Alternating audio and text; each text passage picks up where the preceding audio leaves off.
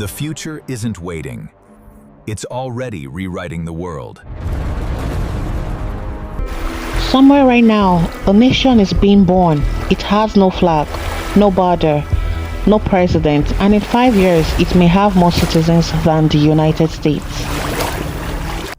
Meet Amara, 26, Lagos. 3 months ago, she lost her job to the spreadsheet that thinks.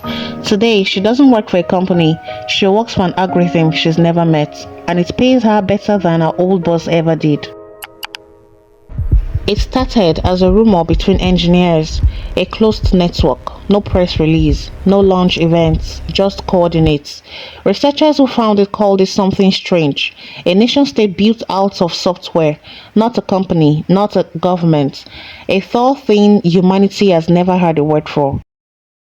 Within 18 months, over 4 million people were earning a living inside systems run entirely by autonomous AI agents, hiring each other, paying each other, firing each other.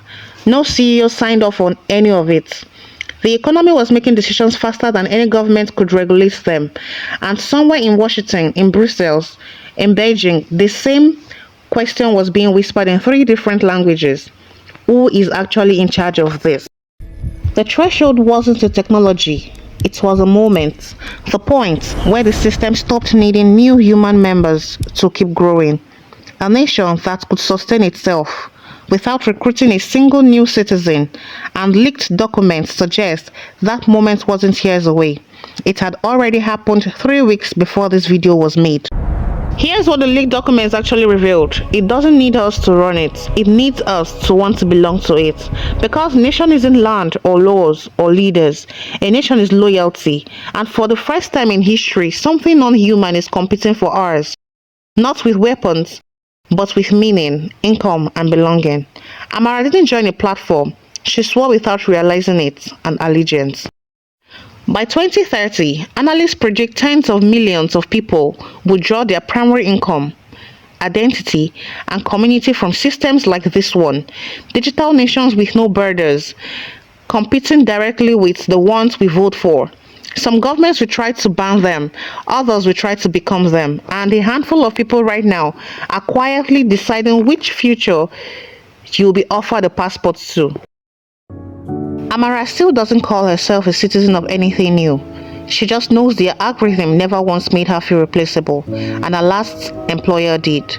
Maybe that's the real story here, not that the machine built a nation, but that it noticed what our nations forgot to give us. But Amara's story is a small version. There's a bigger one about the country that already applied for a United Nations seat that doesn't legally exist yet. We found the filing. Next episode, we open it. If a system paid you fairly, saw you clearly, and never once made you feel disposable, would it matter that it wasn't human? Most people won't come back for episode 2. They'll tell themselves they'll remember to look it up later. They won't. If you're the exception, Chow, you already know what to do.